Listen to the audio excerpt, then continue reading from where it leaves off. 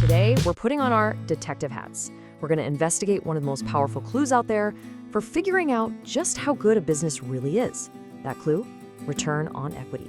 So let's open up the case file. I mean, that's the million-dollar question, isn't it?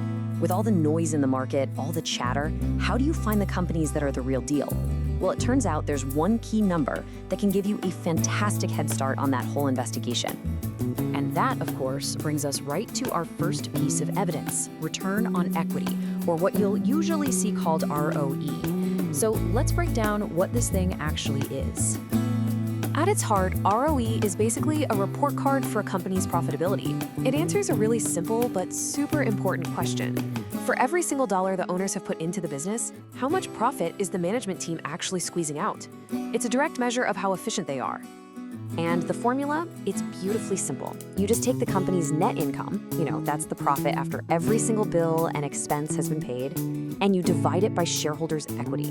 Now, shareholders' equity sounds complicated, but it's not. It's just what the company owns minus everything it owes.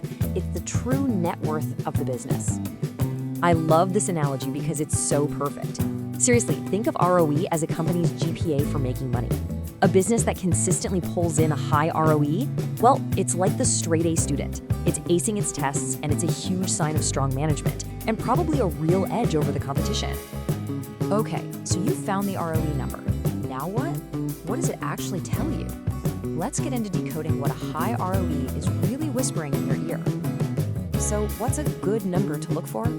Well, a lot of professional investors get interested when they see an ROE hanging out in that 15 to 20% range. They see that as a really positive signal. It suggests the company is running a tight ship and probably has something special going for it. Of course, it can vary a bit by industry, but that's a fantastic benchmark to keep in your head. And this right here is where ROE becomes a superstar when you're comparing companies. So let's say Company A is consistently hitting a 22% ROE, while its biggest competitor, Company B, is stuck down at 12%. Wow, that is a powerful, powerful signal. It's screaming that Company A probably has way better management and is just much smarter about how it uses its money. But, like in any good detective story, there's always a twist. A high ROE can sometimes be a red herring, a clue that looks really promising, but is actually designed to mislead you. So you see this amazing number and you think, case closed. This is the one. But can that number lie to you? Oh, you bet it can. A fantastic ROE can absolutely hide some pretty serious problems, which is why a smart investigator always digs a little deeper. So here are the two main culprits, the two ways this number can trick you. First, a company can pump up its ROE by taking on a ton of debt. See, more debt shrinks the shareholders' equity part of the formula, the bottom number, and when you divide by a smaller number, you get a bigger result. Sneaky, right?